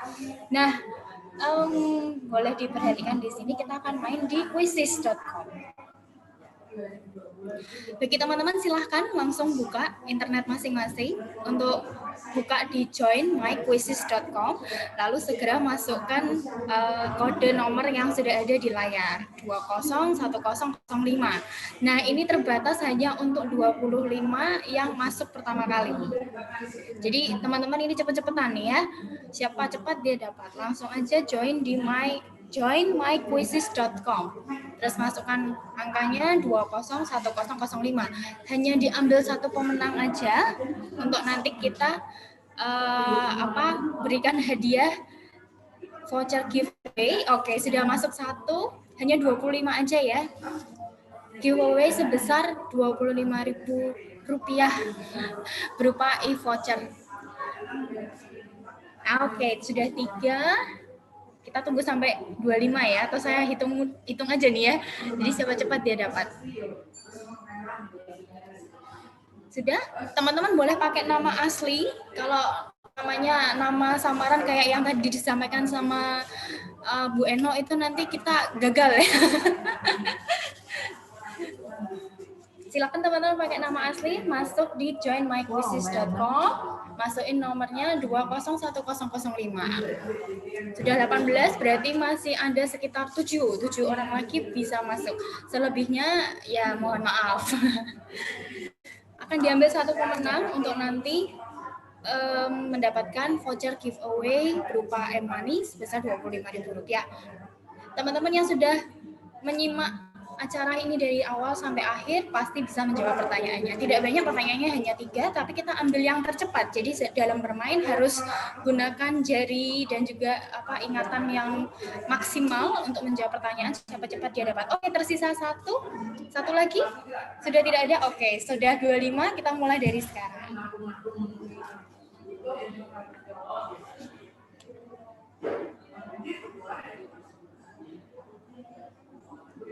Silakan teman-teman jawab pertanyaan yang ada di gadget masing-masing.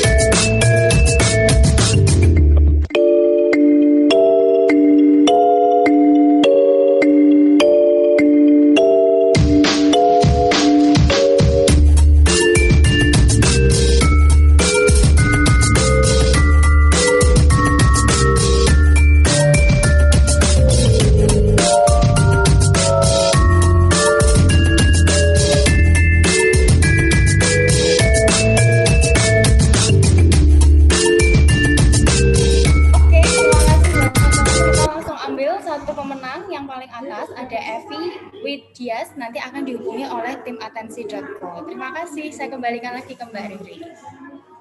Oke, thank you. Wow, seru banget. Lumayan ya, lumayan refresh gitu. Ini Bu Eno masih off videonya. Tadi yang sudah raise hand ada siapa ya?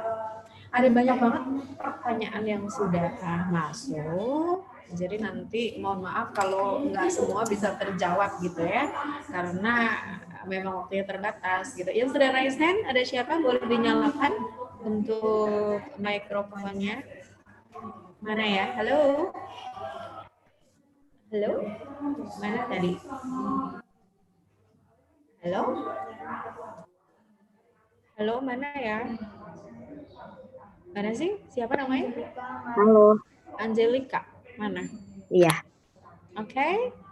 Boleh ini disebutin dari daerah mana gitu atau mau perkenalan juga boleh. Silakan Angelika. Iya, nama saya Angelika, saya dari Cikarang. Halo Angelika. Jauh Iya. ya Cikarang, Bekasi ya? Iya, Bu. Iya, dekat rumahku Angelika. Oh. Saya aslinya Bekasi Barat. Oh. Iya, Bu. Bu, saya mau tanya. Kan zaman sekarang tuh anak-anak muda tuh kayak punya second account gitu kan. Khusus yang deket-deket atau yang gimana itu masuk ke kita tuh punya kepribadian ganda nggak sih atau emang baik karena di second account itu kita temenan sama yang deket-deket doang, spam atau gimana, Bu? Oke. Bu. Thank you pertanyaannya Angelika. Oke, bisa langsung atau ada mau lain lagi? Satu lagi mungkin ya? Satu lagi kalau ada nggak? Satu lagi boleh bisa langsung dijawab nanti oleh Bu Eno. Oke, kalau belum ada langsung dulu deh Bu Eno. Oke, terima kasih Kakak Riri. Second account atau kita mungkin nyebutnya akun gitu ya kalau bahasa Indonesianya ya. Yang satu itu mungkin buat publik ya.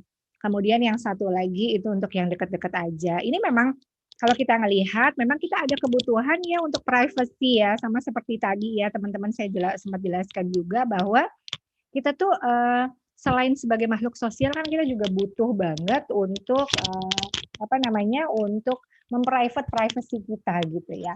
Nah, ini mungkin kaitannya juga salah satunya adalah dengan kebutuhan untuk privasi.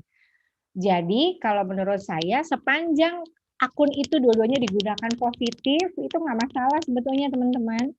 Ya, jadi misalnya memang yang satu buat publik gitu. Saya sempat juga sih ngerasa bahwa kayaknya sih butuh dua nomor ya. Yang satu itu untuk publik, sementara yang satu itu untuk dihubungi oleh sahabat, keluarga yang betul-betul sekali mereka ini butuh fast respon gitu misalkan ya. Jadi ada orang-orang yang menjadi prioritas kan di dalam hidup kita. Sempat kepikiran begitu. Nah, kalau terkait dengan apakah kemudian kita nih ada gangguan kepribadian enggak sih gitu ya. Sepanjang dua-duanya itu adalah kita dan kemudian kita bisa memanfaatkan untuk positif, it's not the matter, Angelika. Tapi kalau misalnya kemudian yang satu kita punya dua akun, yang satu kemudian kita ngaku-ngaku sebagai Maya Estianti misalnya ya. Maya Estianti ini menandakan zaman kita banget sih hari ini ya. Enggak deh, di bawahnya aja deh. Siapa ya? Misalnya ngaku-ngaku sebagai Raisa gitu. Oh gitu ya. Raisa, gitu. Kita mah angkatannya Raisa kok ya, kok jadi Maya Estianti sih. Oke, ngaku-ngaku sebagai Raisa misalnya ya. Apalagi Kak Riri misalnya rambutnya itu udah cocok banget ya dengan Raisa misalnya. Nah kemudian ngaku-ngaku dengan nama itu untuk menarik banyak follower, kemudian bisa jadi misalnya kita ya kalau berita yang kita sampaikan tentang Raisa itu benar, tapi kalau misalnya enggak misalnya ya, nah itu baru itu udah kategorinya ada satu gangguan ya Angelika. Tapi kalau akunnya itu digunakan untuk dua-duanya untuk hal yang positif, menurut saya enggak, itu sepanjang untuk memenuhi kebutuhan privasi kita. Gitu, terjawab Angelika? Atau mungkin ada yang perlu dikoreksi dari jawaban saya, silahkan. Terjawab, Bu. Terima kasih banyak, Bu. Yes, sami-sami. Doita simasite. Terus yang lain, ini yang dipublish atau yang saya bacain yang terkait topik kita ya, yang pribadi pribadi itu nanti bisa konsultasi langsung ke Biro Psikologi Surakarta. Gitu. Iya. Termasuk silakan itu yang Pak mau. Bowi tuh disuruh konsultasi aja Kak Riri. Ya karena masa segede itu minta hadiah gitu ya. Sepertinya ini balik ya perkembangan masa anak-anak ya. Dia kena ini loh, kenapa euforia masa kecil kurang bahagia gitu. Zaman dulu tuh belum ada kuisis kayak Oh gitu. gitu. Hati-hati Kak Riri, ini nanti hoax berita tentang dia. Ya, silakan yang mau nanya langsung live boleh. Ini kita nanti akan bagi ya giveaway-nya 4. Yang satu udah kebawa sama Evi tadi, masih ada sisa lagi. Jadi kalau yang mau nanya live, kemungkinan gitu kan ada prioritas, makanya nggak usah malu-malu. Ini sekaligus kita latihan berbicara di sini. Ini adalah forum yang tepat. Kalau di medsos itu kan orang kadang-kadang ini siapa, komen apa dan lain-lain. Nah terus gini Bu Eno, ini kalau saya tuh sering ngecek TikTok. Saya punya akun TikTok loh. Oh gitu. Cuman buat ini, buat stalking gitu, buat stalking. Sekarang tuh anak-anak, sekarang mau pamer lah, pamer harta dan lain-lain. Tadi juga sudah sempat disinggung gitu. Sementara ada juga yang kalau misalnya ada cewek nih naksir cowok, terus dia lihat rumahnya jelek gitu ya, dia mundur, dia nggak mau dong mundur gitu, nggak mau naksir sama si cowok gitu. Demikian juga sebaliknya, kalau ceweknya nih jelek, cowoknya kece, itu juga jadi problem. Terus banyak kan yang komen gitu, segitu banget sih ngurusin orang. Terus ada juga yang ngerasa pengen saingan gitu. Gue nih cewek biasa gitu, tapi gue pengen dong dapetin cowok yang oke. Seolah-olah kita semua itu jadi terbawa arus, lalu harus ngikut. Kalau nggak kayak yang ada di medsos tuh kita nggak keren gitu. Nah kadang-kadang kita takut ngerasa keren sendirian apa sih enaknya gitu. Tapi itu bener gitu. Sementara ikutan lata, ikutan yang nggak penting-penting gitu deh, tapi kan gue viral. Nah ini gimana Bu Eno caranya supaya kita ini tetap baik, kita tetap oke, nggak usah peduli sama yang lain-lain gitu. Itu cara menumbuhkan kepercayaan diri yang semacam itu kayak gimana sih? Oke Kak Riri, thank you. Ini mungkin juga pertanyaan yang banyak banget sebagian besar remaja kita, remaja ya, zaman kita dulu juga remaja juga mungkin sempat sih kayak gitu juga, ada kebutuhan memang ya, udah kebutuhan untuk show off gitu ya, paling tidak show off deh, entah itu bener atau enggak sih show off-nya gitu. Nah, show off itu kebutuhan, betul nggak? Iya, jadi ada tadi salah satu kebutuhan manusia itu adalah pengakuan. Jadi asal muasalnya memang berasal dari kebutuhan akan pengakuan dulu ya. Pengakuan dirinya sendiri. Kalau kata ahlinya sih ada juga yang menyampaikan itu ada di tingkatan kebutuhan yang keempat dan 5, benar nggak ya teman-teman mahasiswa ya? Kebutuhan untuk dihargai ya, kebutuhan untuk diterima gitu, kemudian kebutuhan untuk aktualisasi diri itu bahkan ada katanya sampai di rating tertinggi gitu dari kebutuhan manusia di teorinya Maslow. Nah, asal muasal dari adanya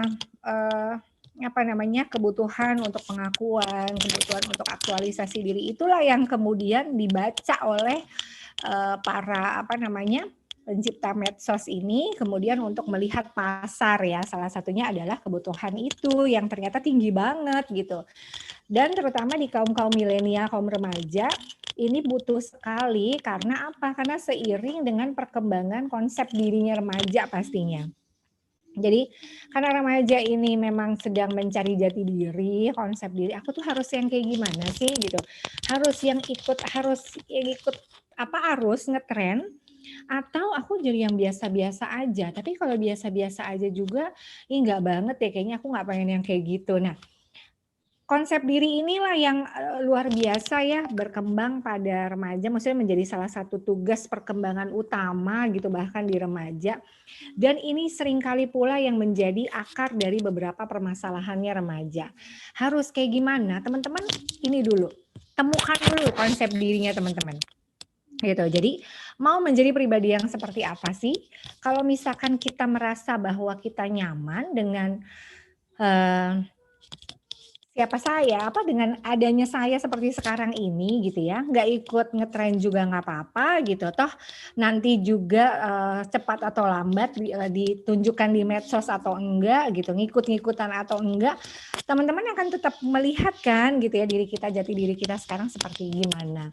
Itu juga yang pernah beberapa kali saya sampaikan ke misalnya anak saya gitu ya. Saya sampaikan anak saya juga sudah mulai nih ya, usia-usia 10-11 tahun itu kan mulai yang, aduh harus gimana ya ngikutin teman-teman nggak ya? Kok mereka semua punya HP gitu. Saya nggak bekalin anak saya dengan HP, Kak Riri. Jadi supaya merasa bahwa apa ya, jati dirinya dia itu benar-benar tumbuh dari internalnya dia gitu.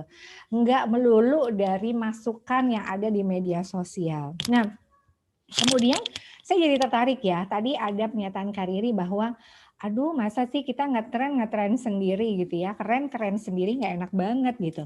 Ada istilah yang sekarang lagi tren juga nih di dunia psikologi namanya FOMO ya. FOMO itu singkatan sih sebenarnya, singkatan dari fear of missing out, betul nggak? Pernah nggak dengar teman-teman? Fear of missing out. Jadi digunakan, itu istilah sebenarnya ada pola perilakunya anak-anak milenial terutama ya, yang kayaknya ngerasa khawatir berlebihan, merasa takut gitu kalau dia ketinggalan tren yang ada saat ini. Nah, apakah itu masuk di dalam gangguan kepribadian? Sekali lagi, kategori gangguan kepribadian itu kalau kita lihat di dalam statistik ya teman-teman ya, dia itu ada kecenderungan yang ke kanan dan ke kiri gitu. Kalau kita masih di dalam batas yang wajar, it's not the matter. Ya, kalau kata ahli-ahli psikologi. Jadi kalau misalnya gini, boleh nggak sih kita fear of missing out? Boleh, asal dalam kategori yang wajar. Saya kalau nggak punya fear of missing out, nanti nggak tahu gimana harus menjalankan tugas saya misalnya sebagai seorang psikolog gitu. Jangan-jangan saya nggak update nih berita tentang terapi psikologi yang kekinian misalnya. Itu kan menjadi missing out yang merugikan gitu. Tapi kalau yang udah nemen banget, bahasa Jawanya nemen banget ya Kak Riri ya dan teman-teman ya, lebay, berlebihan gitu. Karena saking takutnya missing out ini, fear of missing out-nya ini udah kategorinya tinggi banget, sehingga kemudian harus pantengin HP mulu nih 24 jam, gue jangan sampai ketinggalan ya berita tentang si A, si B, si C, dan harus ngikutin juga apa trending yang ada saat ini, terserah itu bagus apa enggak, yang penting banyak follower, yang penting ditonton jutaan kali, subscribernya naik gitu dan seterusnya. Tapi kalau kemudian itu dampaknya adalah negatif, itu menurut saya sudah masuk ke kategori yang gangguan itu tadi gitu. Jadi memang kita tetap perlu melihat kadarnya ya, kadar frekuensinya gitu juga, intensitasnya juga. Begitu Kak Riri. Oke. Ada 3 yang ada yang raise hand ya. juga nih, ada Nursifa, Anissa, terus satu lagi siapa? Udah berdua. Boleh deh Nursifa dulu langsung singkat nanti disambung Anissa ya. Silakan. Selamat siang, Ibu. Selamat siang Nursifa. Kalau misalnya saya punya teman yang cukup dekat nih, yang sering ngobrol bareng gitu, terus dia akhir-akhir ini suka menunjukkan sisi sedihnya, frustasinya, depresinya di sosmed. Itu kira-kira kita perlu menanggapi atau enggak sih? Baik di sosmed atau enggak, dan kalau perlu ditanggapi harus ditanggapi yang seperti apa ya? Apakah harus disemangati atau bagaimana? Baik, Nursifa, kamu merasa itu teman dekatmu, berarti intens ya, kontak dengan dia ya, berinteraksi dengan dia intens ya? Iya. Ya, dalam dunia nyata? Iya juga, teman di dunia nyata maksudnya.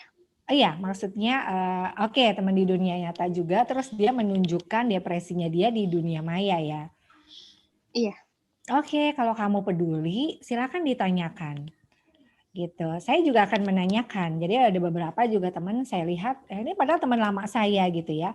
Terus saya melihat dia bukan kategori orang-orang yang masuk itu tadi, misalnya histrionik gitu. Yang bahwa dikit-dikit itu kemudian lebay dan dia menyampaikan masalah yang biasa aja lalu kemudian dia umbar, dia lebih-lebihkan, dia bukan masuk kategori itu. Sehingga ketika dia mengumbar permasalahannya di medsos, I know her need my help gitu ya. Jadi saya tahu bahwa kayaknya dia butuh ya gitu ya. Apalagi kemudian bidang keilmuan saya ke psikologi. Saya cuma nanya kabar. Diawali dengan nanya kabar pastinya ya. Apa kabar gitu, udah lama ya kita nggak ngobrol misalnya. Kemudian juga mungkin bisa ditanyakan misalnya ya, kebetulan ini lagi buka biro karena psikologi. Kalau Nur Syifa mungkin juga bisa menanyakan kabar, terus kemudian nggak apa-apa, memang kalau teman deket kan boleh ya kita menanyakan apa sih maksud postingannya dia gitu, ada apa misalnya gitu. Dan alangkah lebih baiknya itu by Japri ya gitu. Jadi langsung aja kontak yang bersangkutan, siapa tahu memang benar-benar butuh bantuan. Nur Syifa. Jadi teman-teman, pada orang-orang yang depresi kadang-kadang memang dia sudah menunjukkan ciri-cirinya. Salah satunya adalah dari yang dia curhatin lewat media sosial gitu ya. Ada satu kliennya teman saya ya. Jadi dia ini memang karena biasanya adalah orang yang cerah ceria, lalu tiba-tiba kemudian menunjukkan menunjukkan pola-pola perilaku depresinya ini, tapi ternyata tidak begitu ditanggapi oleh keluarganya gitu ya, tidak begitu ditanggapi juga oleh teman-teman dekatnya, sampai kemudian dia ada suicide ya, rasa ingin bunuh diri gitu. Nah ini kan, saya kayaknya sayang banget ya kalau kita punya sahabat baik yang kita bisa menawarkan bantuan tapi nggak kita lakukan gitu.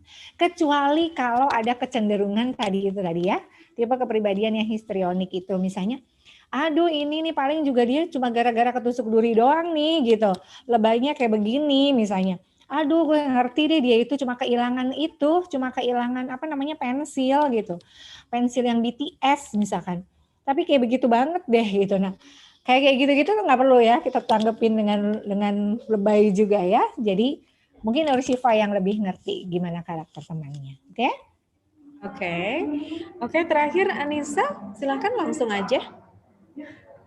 Ya, baik. Anissa, iya. Izin bertanya, Bu. Silakan Anissa. Suaranya agak lemah, Anissa. Iya. Izin bertanya, Bu. Silakan. Ada nggak sih waktu yang disarankan dalam sehari untuk kita tuh biar me time gitu, Bu? Meditasi diri gitu aja sih, Bu. Terima kasih, Bu. Oke, terima kasih Anissa. Tadi udah sempat sedikit dibahas ya Anissa ya. Kalau baca dari beberapa jurnal, saya senang baca jurnal-jurnal kesehatan ya, karena memang ini agak nyambung 11-12 dengan bidang psikologis mental juga ya. Jadi saya pernah baca bahwa yang paling baik untuk me time meditasi diri, kemudian itu tadi salah satu strateginya atau metodenya bisa self talk, bisa mensugesti diri, menghipnotis ya, bahasa yang menghipnotis diri sendiri misalnya ya. Itu adalah menjelang kita tidur atau situasi di mana kita rileks ya. Jadi silakan kalau misalnya rileksnya itu adalah waktu menjelang tidur, gunakan itu Anissa. Atau misalnya rileksnya pagi hari pas kita bangun tidur, ya nggak apa-apa juga gitu. Jadi silakan gunakan waktu-waktu yang memang kita betul-betul merasa rileks gitu. Baik, terima kasih. Oke, thank you Anissa. Iya, kita waktunya udah terbatas banget karena nanti terakhir Tante Yeska harus menyampaikan sesuatu kepada audiens di sini. Mohon maaf ya untuk yang lain-lain yang nggak bisa dijawab hari ini. Insya Allah kita ketemu lagi di lain waktu. Dan tentu segala saran dan masukan kalau ada topik lagi yang mau dibahas, diusulkan dibahas, boleh ya di email di kami atau DM di Instagram atensi.co. Bu Eno, terakhir banget mungkin ada yang mau disampaikan terkait topik kita kali ini ke teman-teman yang hari ini bergabung di Zoom Live dan juga di YouTube Live. Silakan. Oke, Kak Riri, saya mau mungkin menegaskan kepada kalau kita ingat ada istilah be yourself itu ya, zaman kita baheula dulu sampai dengan sekarang mungkin juga masih kepake ya. kata-kata be yourself itu sebetulnya menunjukkan kepada kita paham sekali siapa diri kita tetap bisa menjadi diri kita gitu. Kita punya konsep diri yang positif, yang baik, yang seimbang tentang diri kita, sehingga itu yang akan kemudian mengantarkan kita kepada bijak bermedsos gitu menurut saya. Sehingga kalau misalnya kita baca tentang hal-hal yang negatif di luar sana, kalau konsep diri ini udah positif, ibaratnya dia sebagai satu akar yang menopang satu pohon ya, menurut saya apapun terjangan angin badai di luar sana, kita akan kuat teman-teman gitu. Jadi mulailah dengan memperkuat dulu konsep diri kalian, kemudian itu tetap be yourself, tetap positif dengan diri kita. Tapi sesekali yang namanya juga badai pasti juga kadang besarnya luar biasa, sehingga mungkin sesekali kita tumbang juga gitu ya, roboh juga. Nah silahkan pertama mungkin teman-teman bisa menghubungi dulu orang-orang terdekat yang bisa dipercaya. Kalaupun misalnya mereka ternyata enggak, silahkan hubungi ahli-ahlinya ya untuk bisa mengatasi permasalahannya. Itu mungkin Kak Riri dan teman-teman sekalian, tetap bijak bermedsos ya, dan tetap sehat dan bahagia. Oke, thank you Bu Eno atas waktunya siang ini. Wow, keren ya ilmunya ya. Mudah-mudahan bermanfaat. Bu Eno jangan bosan ya, nanti diundang lagi oleh Atensi. Thank you very much. Aku tunggu, ya. Oke. Dan juga teman-teman jangan live dulu, nanti kita akan foto bareng kata Tante Yiska, dan waktu selanjutnya saya kembalikan ke yang punya acara, Tante Anlia Yiska. Silakan. Ini nanti lama-lama saya terkenal sebagai tante ini di sini ya. Dari tadi dipanggilnya tante melulu ya. Enggak, iya, itu ya, hanya padahal harusnya Mbak Yiska ya. Enggak, itu panggilan sayang ya tante. Panggilan. Oke, terima kasih Mbak Eno terutama buat kesempatan hari ini sudah bergabung bersama Atensi. Betul kata Mbak Riri, semoga jangan kapok. Nanti kita undang lagi untuk topik-topik menarik lainnya ya. Iya. Ya, oke. Hari ini saya mau mengumumkan 4 pemenang giveaway. Yang pertama tadi sudah dari Quizzes, kita ada Evi Widias. Yang 3 lainnya saya sebutkan ada pertama Angelika Marintan, kedua Nur Syifa Avanti, dan yang ketiga Anissa Ramadanti. Nanti keempatnya akan dihubungi oleh tim atensi.co paling lambat besok ya. Untuk yang lainnya, link absensi sudah ada di room chat, bisa langsung diklik dan langsung diisi. Sertifikat akan diberikan kepada kalian semua melalui grup WhatsApp paling lambat H+3 acara ini, sehingga kami mohon untuk tidak live grup dulu sampai menerima link sertifikat yang akan dibagikan nantinya. Oke? Terima kasih juga buat semua pengisi acara hari ini. Terima kasih juga Mbak Riri, terima kasih Mbak Eno, juga Mbak Nadia yang ada di Kalimantan. Itu salah satu tim Atensi juga. Terima kasih. Untuk mengakhiri, kita mau foto bersama. Bagi teman-teman yang tidak berkeberatan untuk membuka video, boleh buka video bersama. Kita mau foto bersama. Kita capture di sini di layar. Boleh dinyalakan dulu teman-teman yang berkenan. Oke, terima kasih. Iya. Kak Tebo ini sama Mas Kris mestinya muncul ya kali ini ya. Muncul nggak itu teman-teman Mbak Riri sama Mbak Eno? Muncul nggak ya? Nggak bersuara nih, malu-malu. Oke, yuk. Boleh ditahan? Oke, saya capture halaman pertama dulu ya. 1, 2. Oke. Halaman yang kedua. 1, 2, 3. Oke, terima kasih. Terima kasih semuanya. Terima kasih atas kesempatannya.